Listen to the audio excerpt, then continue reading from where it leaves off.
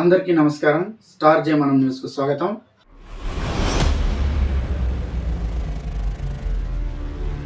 కుటుంబ నేపథ్యం, రాజకీయ రంగ ప్రవేశం, సామాజిక సేవ లాంటి అంశాలను స్పృశిస్తూ సాగే కార్యక్రమమే ఎన్కౌంటర్ కార్యక్రమం.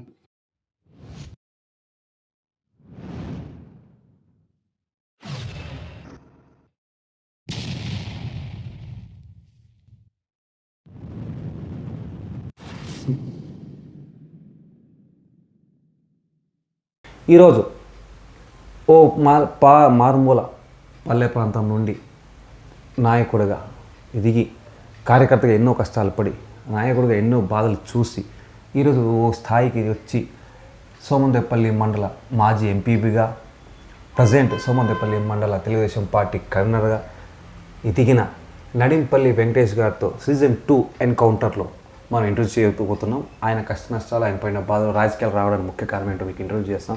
నమస్కారం వెంకటేష్ గారు. నమస్తే. వెల్కమ్ టు మా స్టార్ జే మనమిల్స్ అండి. ముందుగా మా ప్రేక్షకులకు, మీ అభిమానులకు, తెలుగుదేశం పార్టీకర్తలు ప్రతి ఒక్కరికి, ఈ ప్రపంచానికి మీ గురించి తెలియజేయండి. మీడియా సోదరులకు నమస్కారం. ఈరోజు నా రాజకీయ భవిష్యత్తు, రాజకీయ ప్రస్థాంగం ఎక్కడ వచ్చింటి స్టార్ట్ అయిందనేటువంటి సందర్భంలో నేను ఒక మారుమూల గ్రామంలో నడింపల్లి విలేజ్లో, సోమందేపల్లి మండలం నడింపల్లి విలేజ్లో నేను జన్మించాను. నేను జన్మించిన తర్వాత నేను ఒక్కడే, మా అమ్మకి మా నాన్నకి ఒకే సంతానమే. పుట్టిన తర్వాత మా నాన్న 3 ఇయర్స్లోనే చనిపోవడం జరిగింది. అప్పటి నుండి కూడా మా అమ్మ దగ్గర, మా అమ్మ వాళ్ళు అమ్మమ్మ, మా తాతగారి దగ్గర నేను పెరిగి పెద్దయ్యాను. నేను చాలా పూర్ ఫ్యామిలీలో కూడా జన్మించడం జరిగింది. అక్కడ జన్మించడంతో నేను వ్యవసాయం అయితేనేమి, కూలి పనులు అయితేనేమి, అనేక నాకు ఇక్కడ ఉన్నటువంటి కొంతమంది పెద్దలు, ఆ ఊర్లో ఉన్నటువంటి పెద్దలు అందరూ సహకారంతో నేను రాజకీయ జీవితానికి ఎలా వచ్చానటువంటి కారణం ఏమంటే, ఇంతకుముందు గత 30-40 సంవత్సరాల క్రితం ఎస్సీలు అంటే బానిసత్వంగా చూసేవాళ్ళు. ఆ బానిసత్వానికి నాకు ఎప్పుడు కూడా ఆ సర్పంచ్లు ఎక్కడ కూడా 2 గ్లాసులు పద్ధతి పెట్టడం కానీ, ఒక భోజనం పెట్టేతాడు ఇంకోటి ఎక్కడో కూర్చోబెట్టి భోజనం పెట్టడం, దాంట్లో కానీ అనేక కష్టాలు నష్టాలు కూడా మా యొక్క ప్రజాప్రతినిధులుగా ఎస్సీల్లో ఎన్నికైనటువంటి సర్పంచ్లు అయితేనేమి, ఎంపీటీసీలు అయితేనేమి కొంతమందిని నాకు అది చూసి చెలించేది, నా యొక్క మనసు చెలించిపోయేది. ఆ చెలించిపోయే సందర్భంలో నాకు కూడా ఒక అవకాశం ఏదైనా వస్తే, ఒక సర్పంచ్ అంటే ఏమి, ప్రజాప్రతినిధి అంటే ఏమి, ఎక్కడి నుండి మనం ఎక్కడ రావాలి, ఎక్కడ ఉండాలనేటువంటి నాకు ఒక తపన ఉండేది, నాలో ఒక తపన ఉండేది. అదే కారణాలతో మా ఊర్లో ఎస్సీ రిజర్వేషన్ కావడం జరిగింది. ఇప్పుడు 2000 సంవత్సరంలో ఎస్సీ రిజర్వేషన్ కావడం జరిగింది. అదే 2000 సంవత్సరంలోనే మా బంధువు, మా అన్నదమ్ములు అయినటువంటి మా చిన్నాయన గారు సర్పంచ్గా పోటీ చేశారు. ఆ రోజు నేను కూడా పోటీ చేశాను. పోటీలో భాగంగానే పరిటాల రవీంద్ర గారి యొక్క ఆశీస్సులతో, పరిటాల రవీంద్ర కుటుంబంతో నాకు చాలా సన్నిహితంగా నేను నలిగిమెలిగి ఉండేవాడు. ఆ యొక్క ఆయన రాజకీయ జీవితానికి నాకే, రాజకీయంలో మా చిన్నాయన సర్పంచ్గా పోటీ చేయడం, నేను పోటీ చేయడంతో నన్ను సర్దు చెప్పి, వద్దులే నీకు ఇంకా చిన్న వయసు, మీ చిన్నాయన ఇంతకు ముందే 5 సంవత్సరాలు వార్డు మెంబర్గా పనిచేశారంట అన్నారు అందరూ పెద్దలు, మండల నాయకులందరూ. అతనికే ఒక అవకాశం ఇవ్వండి, నీకు భవిష్యత్తు ఉందని చెప్పి పరిటాల రవి గారు నాకు తెలియజేయడంతో నేను కూడా ఆ యొక్క విషయాన్ని గమనించి వద్దని ఆ రోజు నేను డ్రాప్ అయ్యాను. దాంట్లో నాకు ఒక మంచి స్నేహితుడు, మంచి వ్యాపారవేత్త భాస్కర్ అనేటువంటి ఆయన దగ్గర నేను కొన్ని సంవత్సరాలుగా వ్యాపార రకంగా నేను ఆయన దగ్గర ఉండి పనిచేసినాను. అతను నన్ను ఏదో రకంగా పైకి తీసుకొని రావాలా, ఒక ప్రజాప్రతినిధిగా రాజకీయంగా ఇలాంటి పిల్లోళ్ళు అయితే, మంచి పిల్లోడు అయితే మన గ్రామానికి మంచి జరుగుతున్నటువంటి ఆయన నాయకత్వంలో నేను రావడం జరిగింది, రాజకీయాలకు రావడం జరిగింది. దురదృష్టవశాత్తు మా చిన్నాయన గారు 3 నెలల తర్వాత చనిపోవడం జరిగింది. చనిపోయిన తర్వాత అదే మన మండల పెద్దలు అప్పుడున్నటువంటి రంగేపల్లి నారాయణప్ప గారు అయితేనేమి, అంజనరెడ్డి గారు అయితేనేమి, అదేవిధంగా బాణకీర్తి గారు అయితేనేమి, మిగతా కొంతమంది పెద్దలందరికీ కూడా తెలియజేసి పరిటాల రవి గారు మా యొక్క ప్రస్తావనని తీసుకొని మళ్ళీ బై ఎలక్షన్లో మళ్ళీ పోటీ చేసేదానికి అవకాశం కల్పించాడు మాకు. ఆయన బై ఎలక్షన్లో పోటీ కల్పించడంతో అప్పటికి ఈ జనశక్తి అయితేనేమి, గణపతి వర్గం అనేవి అనేక మా పైన సోత్రం విలేజ్ కాబట్టి మా దాంట్లో భూములపై నక్సలిజం ఎక్కువ ఉండేది. ఆ నక్సలిజం ఉన్నటువంటి ప్రాంతంలో నా మీద మళ్ళీ క్యాండిడేట్గా వాళ్ళు పెట్టారు, ఆపోజిట్ వాళ్ళు క్యాండిడేట్ని డిక్లేర్ చేసి వాళ్ళు పెట్టారు. అప్పట్లో పరిటాల రవి నన్ను పెట్టాడు. దాంట్లో ఆ రోజు చాలా భయభ్రాంతులకు గురి అయిపోయాను నేను. ఎందుకంటే అప్పటికి నా వయసు 21 సంవత్సరము. స్టార్టింగ్లో ఇంకా అప్పుడే నాకు ఓటర్ లిస్టులో ఇంకా పేరు వచ్చింది, చేర్పులలో వచ్చింది. అప్పుడే నేను పోటీ చేయడానికి నేను సిద్ధమయ్యాను. నాకు అప్పటికి భయభ్రాంతులకు గురి చేసి మా కుటుంబ సభ్యులు అయితేనేమి, నా ఫ్రెండ్స్ అయితే వాళ్ళు ఎందుకురా నీకు ఇది అనేటువంటి ప్రస్తావన తీసుకొచ్చారు. కానీ ఆ రోజు నాకు ఎందుకంటే ఇంతకుముందు మాకు జరిగినటువంటి సంఘటనలు కొన్ని మా మండల వ్యాప్తంగా కానీ ఇతర మండలాల్లో జరిగేవి నేను చాలా పేపర్లో అయితేనేమి అప్పుడులో ఏదన్నా జరిగిన ప్రస్తావన చాలా విన్నాను. అంటే ఎస్సీలు ప్రజాప్రతినిధులు అయితే ఏ విధంగా ఉంటారు, వాళ్ళని ఏ విధంగా వాళ్ళు అణగదొక్కుతారు అనేటువంటి ఇది నా మనసులో బాగా ఫీడ్ అయిపోయింది. దానివల్లనే నేను సావ రేవు అనేటువంటి భావనతో ఆ రోజు సావుకైనా నేను రెడీనే, వీళ్ళ మీద పోటీ చేసేదానికి రెడీగా ఉండాలని చెప్పి నిర్ణయించుకొని ఆ రోజు యొక్క పరిటాల రవి గారి ఆదేశాల మేరకు ఆయన యొక్క ధైర్యంతో నేను ముందుకు రావడం జరిగింది. ఆ రోజు మా గ్రామ పంచాయతీ ప్రజలందరూ కూడా మాకు సహకరించి నా యొక్క మంచితనాన్ని ఆ రోజు గ్రామంలో అంతా గుర్తించి నాకు అంత చిన్న వయసులోనే, ఇంకా నాకు అప్పటికి మ్యారీడ్ కూడా లేదు, చిన్న వయసులోనే నాకు ఒక సర్పంచ్గా బాధ్యతలు చేపట్టడం జరిగింది.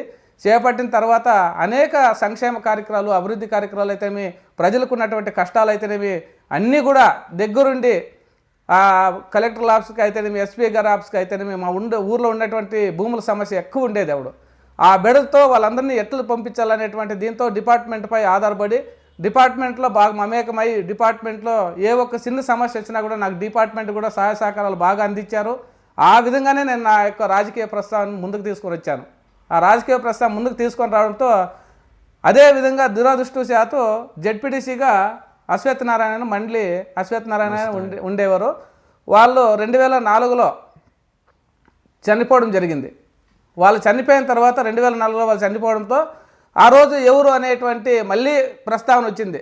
జెడ్పీటీసీగా ఎవరైతే ఉంటారో ఎస్సీ రిజర్వ్డ్ ఎవరైతే బాగుంటుంది అనేటువంటి దీంతో ఆ రోజు కూడా మండల నాయకులు అందరూ కూడా నాకు సహకరించి, మండల పెద్దలు అందరూ కూడా ఏకదాటిగా అందరూ కూడా ఈ పిల్లోడు బాగా ఒబీడియంట్గా ఉంటాడు, వ్యక్తిగతంగా మంచోడు, ఎక్కడ చెడ్డ పేరు లేదు, బాగా పనిచేస్తాడనేటువంటి మళ్ళీ పరిటాల రవి గారికి ఈ యొక్క విన్నపాన్ని మళ్ళీ తెలియజేయడంతో ఆ రోజు కూడా దాదాపు 29 మంది పోటీలో ఉంటే జెడ్పీటీసీగా మన తెలుగుదేశం పార్టీలోనే నా పోటీలో 29 మంది నాకు కావాలని అంటే ఆ రోజు కూడా పరిటాల రవి గారు మళ్ళీ ఒక అవకాశం ఇచ్చి మళ్ళీ నాకు అన్ని రకాలుగా చేదోడు వాదాడుగా ఉంటూ అన్ని రకాల సహాయ సహకారాలు అందించి మళ్ళీ జెడ్పీటీసీగా కూడా ఆ రోజు మళ్ళీ నాకు 2004లో మళ్ళీ వెనక్కి కావడం జరిగింది.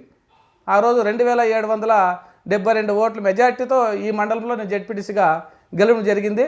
ఆ గెలిచిన తర్వాత అదేవిధంగా పని చేసుకొని వస్తే మళ్ళీ 1.5 సంవత్సరం తర్వాత మళ్ళీ రాజకీయంగా నేను రావడానికి మళ్ళీ ఎంపీటీసీగా మాకు ఆ రోజు అవకాశం మళ్ళీ రిజర్వ్డ్ అయింది. కేతగం చెరువు నడింపల్లి ఒక ఎంపీటీసీ అక్కడ రిజర్వ్డ్ అయింది. దాంట్లో భాగంగా అప్పటికే దురదృష్టవశాత్తు నాకేమంటే పరిటాల రవి గారు నేను 2004 జనవరి 18 నేను జెడ్పీటీసీగా ఎన్నికయ్యాను. 2005 పరిటాల రవి గారు హత్య కావడం జరిగింది.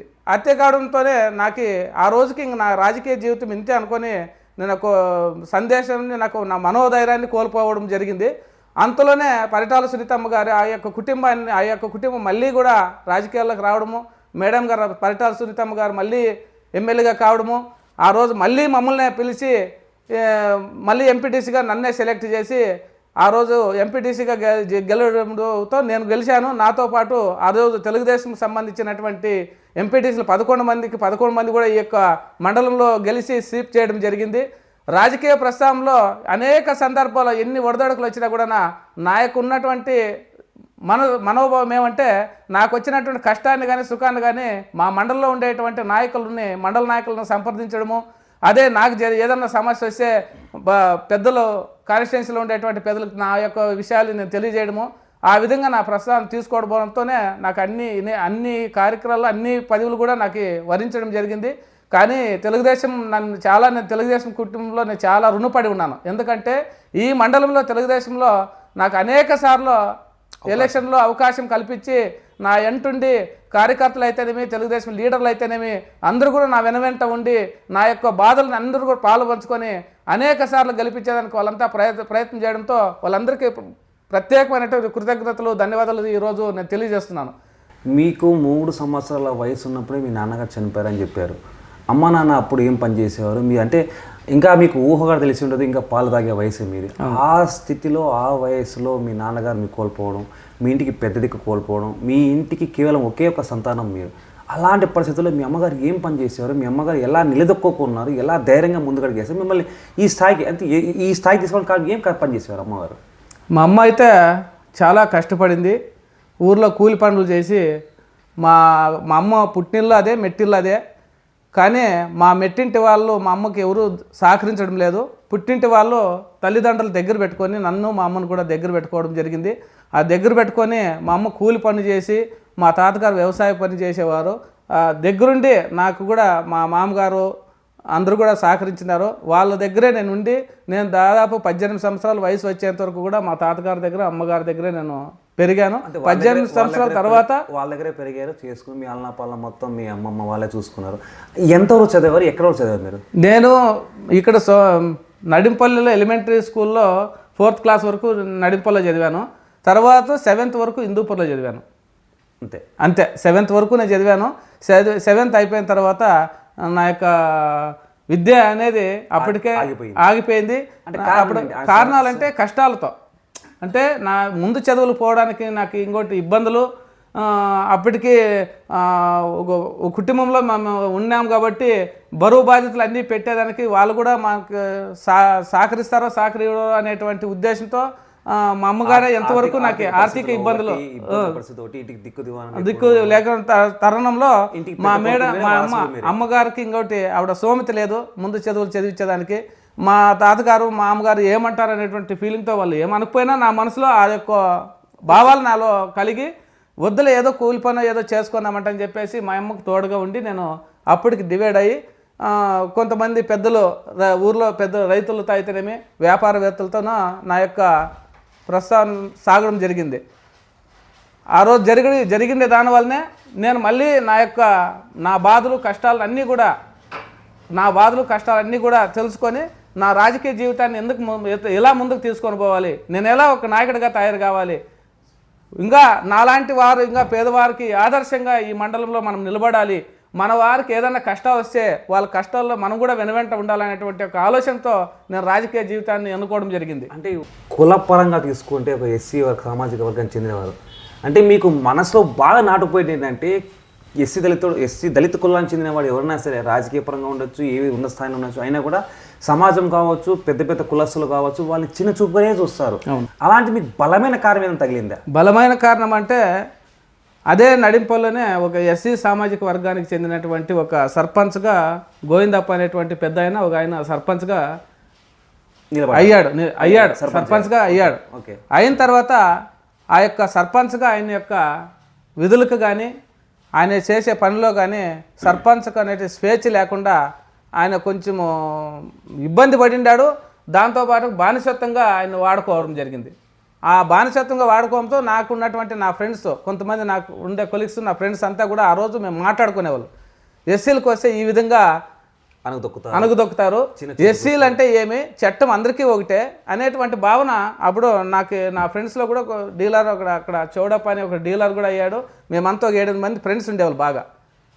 ఆ ఫ్రెండ్స్తోనే నేను కూడా ఎట్లని రాజకీయంగా నేను ఏ అవకాశం వచ్చినప్పుడు నేను వీళ్ళందరితో చర్చించడం జరిగింది. చర్చించడం నాకున్నటువంటి 7 మంది ఫ్రెండ్స్ వాళ్ళంతా కూడా సహకరించి ఏదైనా కానీ నువ్వు ముందుకు పో, మేమంతా కూడా మేము సహాయ సహకారాలు అందిస్తాము, కానీ అయిన తర్వాత ఆ యొక్క బానిసత్వం ఉండరాదు మన పంచాయతీలో అనేటువంటి భావన కలిగింది.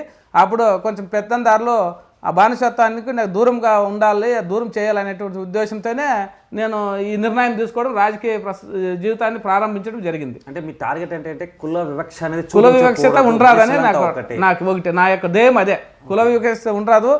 ఈ కులంలో ఉన్నటువంటి వారికి ఏదైనా కష్ట నష్టాలు వస్తే కూడా చూసేదానికి మనం కూడా మనం కూడా ఎదిగి ఒక నాయకుడిగా తయారైతే మన వారికి ఏదన్నా కష్టం వచ్చినట్టే మనం కూడా వాళ్ళ వెనువెంట ఉంటామనేటువంటి ఆశతో ఆ ఆకాంక్షతోనే నేను ఒక పని చేయడం జరిగింది. ఓకే, అయితే రాజకీయాలు అంటే ఇప్పుడున్న రాజకీయాలు అప్పుడున్న రాజకీయాలు, ఇప్పుడు రాజకీయాలు కేవలం డబ్బుతో మాత్రమే పలుకుబడితో మాత్రమే ముడిపడి ఉంది. కానీ అప్పుడు రాజకీయాలు అంటే కేవలం ఫ్యాక్షనిజము, భయభ్రాంతులకు గురి చేయడము, కిడ్నాపులు, చివరికి మర్డర్లకు కూడా వెళ్ళాయి. అలాంటి సిచ్యువేషన్లో మీకు వెనక ముందు ఎవరు లేరు, కేవలం ఫ్రెండ్స్ మాత్రమే ఉన్నారు. అలాంటి తరుణంలో మీరు ముందుగా మొండిగా పోవడం ధైర్యం ఏంటి, కారణం ఏంటి? నేను ఇంక గద్దాంతరం ఇంక ఇది రాజకీయం కాకుంటే నాకు గద్దాంతరంగా నాకేమీ లేదు. అప్పట్లో ఇంకా నాకు ఒకసారి సర్పంచ్గా ఎన్నుకోవడం జరగడంతోనే దీనిలోనే మనం మలుపు తిరగాలి, ఈ సర్పంచ్గానే మనం ఉండి రాజకీయాల్లో మనం ఎదగాలి అనేటువంటి కాన్సెప్ట్తోనే మనం ముందుకు పోయాను. సో చావారేమో తెలుసుకోవాలి, అంతే. ప్రతి ఎలక్షన్లో నాకు ఆ యొక్క 3 ఎలక్షన్లు కూడా అదే విధంగా నేను ఫైట్ చేయడం జరిగింది.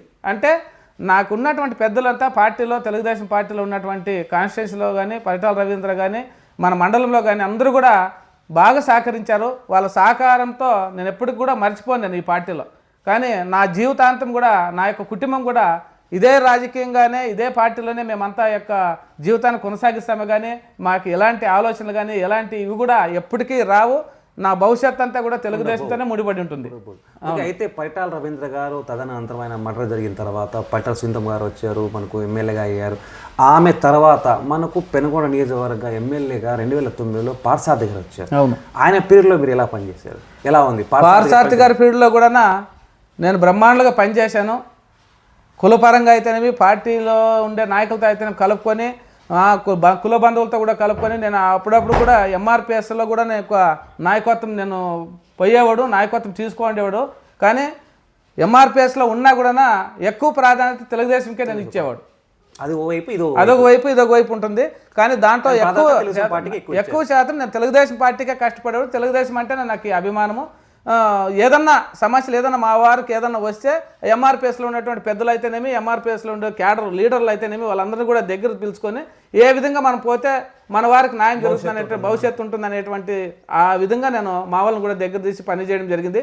నాకున్నటువంటి ఎంఆర్పిఎస్లో ఉన్నటువంటి లీడర్లు కూడా, జిల్లా నాయకులు అయితేనేమి, మండల నాయకులు కూడా, వాళ్ళు కూడా సహాయ సహకారాలు కూడా బ్రహ్మాండంగా నాకు అందించారు. ఇలాంటి నాకు ఏనాడు కూడా ఇబ్బంది లేకుండా చేశారు. దాంట్లో భాగంగానే మన 2019 తర్వాత 2024లో వచ్చిన తర్వాత 2002లో నేను 2000 సంవత్సరంలో సర్పంచ్గా మనకి గవర్నమెంట్ వెళ్ళిపోయడంతో ప్రతిపక్షంలో మళ్ళీ 2021లో ప్రతిపక్షంలో మళ్ళీ పోటీ చేసేదానికి మేజర్ పంచాయతీలో ఎస్సీ రిజర్వ్డ్ కావడము, నువ్వు అన్ని విధంగా అంటే రేపు 2021లో వైఎస్ఆర్ కాంగ్రెస్ పార్టీ అధికారంలో ఉంది. సోమందేపల్లి మేజర్ పంచాయతీలో వచ్చి తెలుగుదేశం పార్టీకి సంబంధించి నాయకులు అంటే అప్పుడు ఈ రిజర్వేషన్ ఎస్సీకి వచ్చింది. అవును, ఎస్సీకి వచ్చింది. ఎవరు కానీ ముందుకు రాలేదు, ఎవరు ముందుకు తెలుగుదేశం పార్టీ క్యాండిడేట్ రిజర్వ్ అవుతుందని తెలిసి కూడా ఆ ఉద్దేశంతో కొంతమందిని ఇంకోటి చర్చ జరిగింది. ఒక సంవత్సరం ముందే రిజర్వ్డ్ అవుతుంది, రిజర్వ్ అయితే ఎవరైతే మనకు నాయకత్వం కావాలో, ఎవరు నాయకుడు అయితే ఉంటే బాగుంటుంది అనేటువంటి ఆవిడున్నటువంటి పార్సార్థి గారు అయితేనేమి, పెద్దలు అయితేనేమి అందరూ కూడా చర్చ జరగడం జరిగింది. దాంట్లో భాగంగా 2019లో గవర్నమెంట్ పోయిన తర్వాత జగన్మోహన్ రెడ్డి గవర్నమెంట్ వచ్చిన భయభ్రాంతులకు గురైపోయారు. తెలుగుదేశం అంటే ఎందుకు లేప, తెలుగుదేశంతో మేము ఉండి మేము పోతే మాకేం, మా పరిస్థితి ఏమనేటువంటి భయభ్రాంతులు, కేసులు కొట్టుతారు, ఏం జరుగుతుంది అనేటువంటి భయభ్రాంతులతో కొంతమంది నాయకులు ఎవరు ముందుకు రాలేదు. రాకున్నా కూడా నేను ఎందుకంటే నా రాజకీయ జీవితం తెలుగుదేశంతోనే వచ్చాను కాబట్టి దీని నుండి చెడినా బతికినా తెలుగుదేశంతోనే ఉండాలి, తెలుగుదేశంకే నేను మళ్ళీ ఉండాలని ఆ రోజు పెద్దలు పార్సార్థిక అయితేనేమి, మండల నాయకులు అయితేనేమి ఒక నిర్ణయానికి నువ్వు రావాలా, నువ్వు కూడా రేపు పొద్దున్నే భవిష్యత్తు నాయకుడు, నువ్వు ముందుమంటి కష్టపడి పెద్దోడైండావు, ఈరోజు కష్టకాలంలో ఈ పంచాయతీలో నువ్వు మేజర్ పంచాయతీలో సర్పంచ్గా పోటీ చేయాలనేటువంటి వాళ్ళు ప్రస్తావన జరగడంతో, ప్రపోజల్ పెట్టడంతో నేను కూడా దానికి అంగీకరించాను. ఎందుకంటే ఈ మండలంలో ఉండేటువంటి తెలుగుదేశం నాయకులు అయితేనేమి, ఈ గ్రామంలో ఉండే తెలుగుదేశం నాయకులు అందరూ కూడా నాకు ఆ విషయం చెప్పిన తర్వాత సరే నేను ఓకే అన్నాను. ఓకే అన్నాడా, నా కష్ట నష్టాలు ఏమో పడాను, ఆ రోజు పోటీ చేయడం జరిగింది. ఆ కష్టాల్లోనే ఆ రోజు పోటీ చేసి ఓడిపోవడం కూడా జరిగింది. ఓడిపోయినా కూడా నేను ఎక్కడ కూడా ఓడిపోయినాననే భయంతోనే కానీ, నేను నష్టపోయినా భయంతో కానీ ఎక్కడ కూడా నేను అలాంటి తగ్గలేదు. అదేవిధంగా పని చేసుకోవడం జరిగింది. మళ్ళీ తర్వాత ఈవిడ మేడం గారు సీట్ కాన్స్టిట్యున్సీలో మళ్ళీ ఎమ్మెల్యేగా ఆయనకు అవకాశం రావడము, నా కష్టాలన్నీ కూడా ఆయన దగ్గర పాల్పంచుకోవడము, నేను ఈ విధంగా నేను చెడిపోయినాను, నేను ఈ విధంగా కష్టపడినానమ్మా అంటే మేడం గారు కూడా మంత్రి గారి యొక్క సహకారంతో ఈరోజు మళ్ళీ నాకు ఒక ఉన్నతమైన పదవులు తీసుకొని రావడానికి మేడం గారు అనేక కృషి చేయడం జరిగింది. ఆ మేడం గారికి కూడా ప్రత్యేకమైనటువంటి ధన్యవాదాలు, కృతజ్ఞతలు కూడా నేను తెలియజేస్తున్నాను. ఎందుకంటే ఒక సామాజిక ఎస్సీ సామాజిక వర్గానికి చెందినటువంటి వ్యక్తిని తెలుగుదేశం పార్టీ పుట్టినప్పటి నుండి ఇప్పటి వరకు కూడా ఎక్కడా కూడా ఏ మండలంలో కూడా ఎస్సీ సామాజిక వర్గానికి చెందినటువంటి కన్వీనర్లుగా, మండల పార్టీ కన్వీనర్లుగా ఎవరు కూడా ఇంతవరకు ఇవ్వడం లేదు. కానీ మేడం గారు ప్రత్యేక శ్రద్ధ తీసుకొని ఈ పొద్దు నాకు మండల కన్వీనర్గా నాకు ఇవ్వడము, మళ్ళీ దాంట్లో భాగంగానే మళ్ళీ నేను మండల కన్వీనర్గా పార్టీ పదవి బాధ్యతలు చేపట్టిన తర్వాత 2-3 నెలల్లోనే గోరంట్ల మార్కెట్ యార్డ్కి సంబంధించినటువంటి ఎస్సీ సామాజిక వర్గానికి లేడీస్కి రావడంతో అది కూడా మా మేడం గారు మాకి మళ్ళీ మార్కెట్ యార్డ్, ఎందుకంటే గతంలో సర్పంచ్గా పోటీ చేసి ఆమె ఓడిపోయింది, నష్టపోయింది, కష్టకాలంలో మన పార్టీని ఆదుకోండి అనేటువంటి ఉద్దేశంతోనే మళ్ళీ మా భార్యకి కూడా మళ్ళీ మార్కెట్ యార్డ్ చైర్మన్ ఇవ్వడము నాకు చాలా చాలా నేను రుణపడి ఉంటాను. మేడం గారికి అయితేనేమి, పార్టీకి అయితేనేమి, తెలుగుదేశం కుటుంబ సభ్యులందరికీ కూడా నేను చాలా రుణపడి ఉంటాను ఎప్పుడు కూడా నా జీవితాంతం కూడా. ఒకటి వెంకటేష్ గారు, ఇప్పుడు వచ్చేసి సోమందేపల్లి మండల తెలుగుదేశం పార్టీ కన్వీనర్గా ఎస్సీ కులానికి చెందిన, దళిత కులానికి చెందిన మీకు కన్వీనర్ ఇచ్చారు. అదేవిధంగా మీ భార్యకు శైలజ గారికి మార్కెట్ యార్డ్ డైరెక్టర్ కూడా ఇచ్చారు, చైర్మన్ గారు ఇచ్చారు. అయితే మీరు అడిగిన దానికి అదైతే ప్రస్తావన జరిగింది. దాంట్లో ఏమంటే అన్ని పదవులు ఏ పదవి వచ్చినా కూడా వెంకటేష్ కుటుంబ సభ్యులైనా, మిగతా మేము కూడా చాలా మంది ఉన్నామనేటువంటి మా కుటుంబ సభ్యులు అంటే దళిత కుటుంబ సభ్యులు కూడా అడగడం జరిగింది. అడిగినా కూడా ఆ రోజు కష్టకాలంలో పార్టీని వెనువెంట ఉండి ఆ రోజు సర్పంచ్గా ఎవరు ముందుకు రాని టైంలో వాళ్ళు తెగేసి ఆ రోజు ధైర్యంగా దిగి ఆ రోజు నష్టపోయినారు. ఆ విధంగానే కానీ ఆయన 2 పదవులు ఇవ్వడానికి ఆ కుటుంబానికి అనేది అదేమి బాధ లేకుండా మేడం గారు కూడా ఏమంటే ఆ రోజు నష్టపోయినారు, లేదా ఆయన పదవులు తీసుకొని ఎక్కడా కూడా మేము నేను ఎక్కడైనా కరప్షన్ కానీ ఎలాంటి చెడ్డ పేరు కానీ పార్టీకి నష్టం కానీ ఎక్కడా కాకుండా పార్టీ నీడలోనే, పార్టీ అడుగుజాడలోనే నడుస్తాను.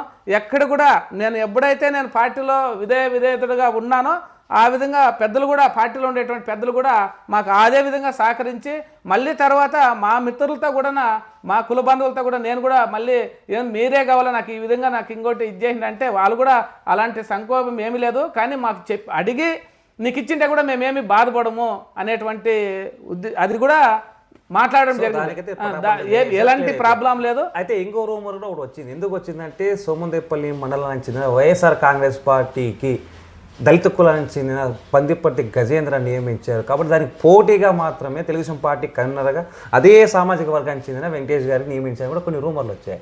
అదే అనుకోవచ్చు. కానీ ఇది ఈ ప్రతిపాదన పార్థసారథి గారు ఇంకోటి గజేంద్ర కన్వీనర్ కాకుండా ముందు కూడా, వైఎస్ఆర్ పార్టీలో కన్వీనర్ గజేంద్ర కాకుండా ముందు కూడా పార్థసారథి గారు ఉన్నప్పుడు, ఎమ్మెల్యేగా ఉన్నప్పుడు, ఆ తెలుగుదేశం గవర్నమెంట్ ఉన్నప్పుడు కూడా ఇంతకు ముందు కూడా నేను ప్రపోజల్ ఇచ్చాను.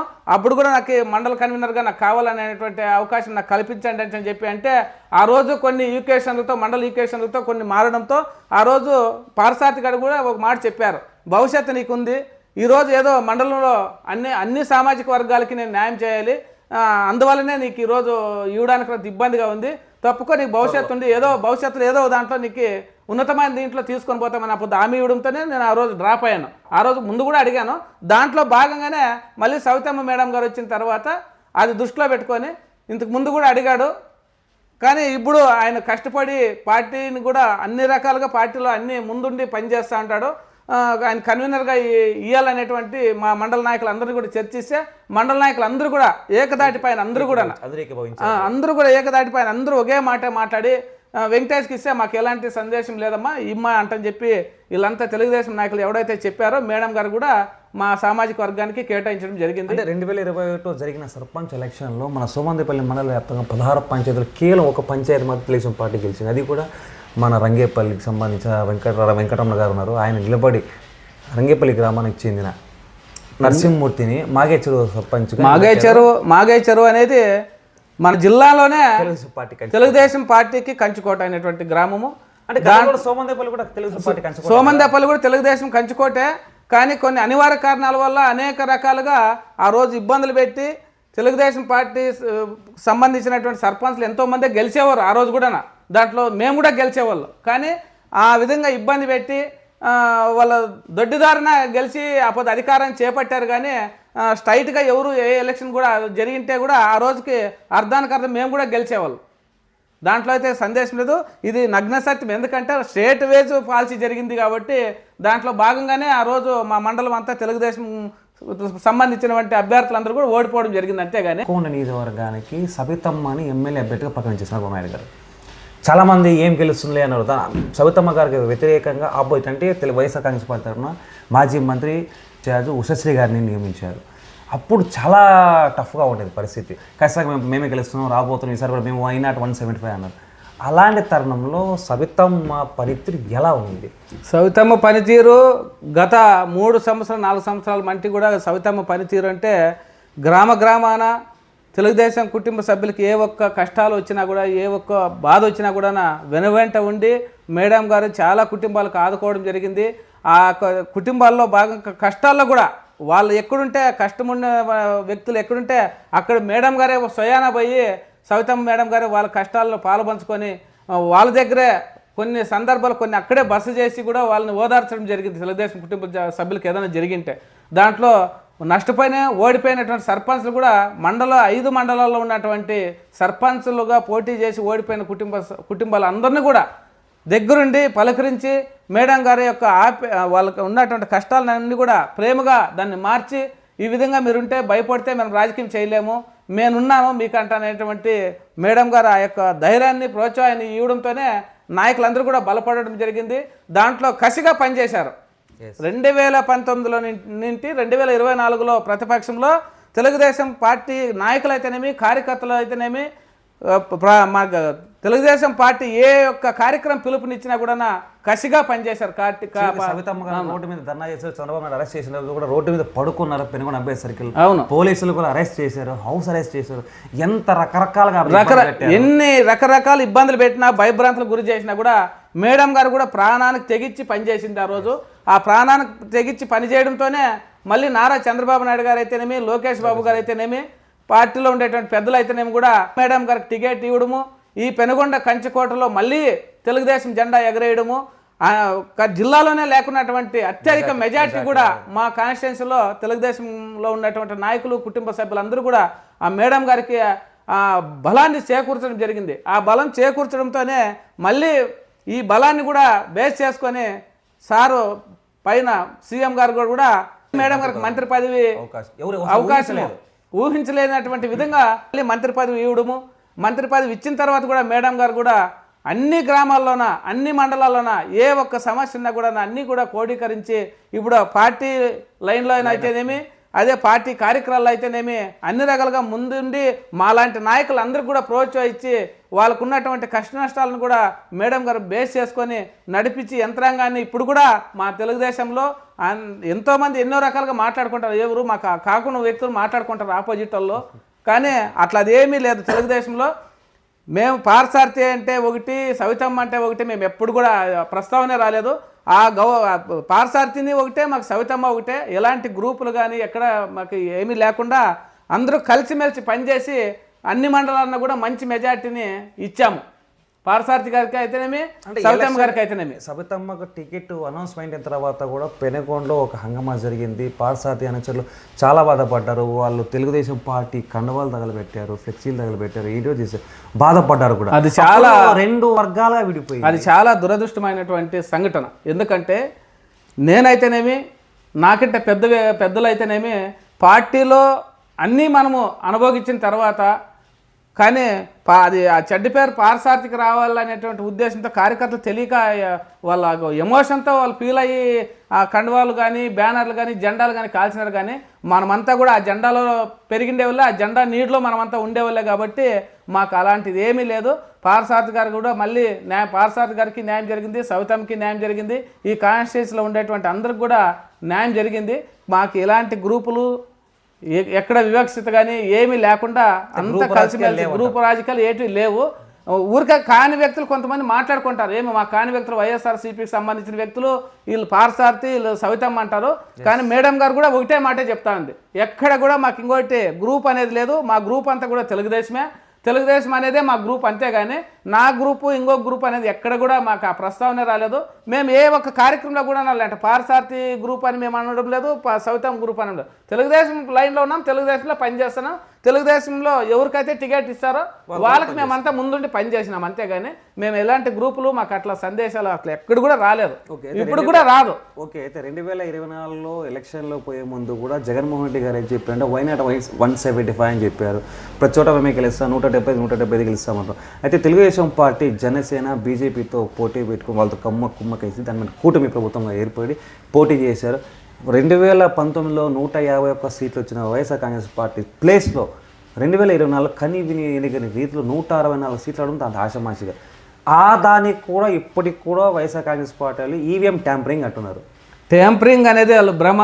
అంతకుముందు వాళ్ళు గెలిచినాడు కూడా అదే విషయంలో ఇప్పుడు. ఎందుకంటే ట్యాంపరింగ్ అనేది ఇంకోటి అనుకుంటే మేము కూడా గతంలో కూడా వాళ్ళకి 151 సీట్ వచ్చినాడు కూడా మేము కూడా ఈవీఎంలు ట్యాంపరింగ్ జరిగిందని మేము కూడా అనుకోవచ్చు, భావించవచ్చు. కానీ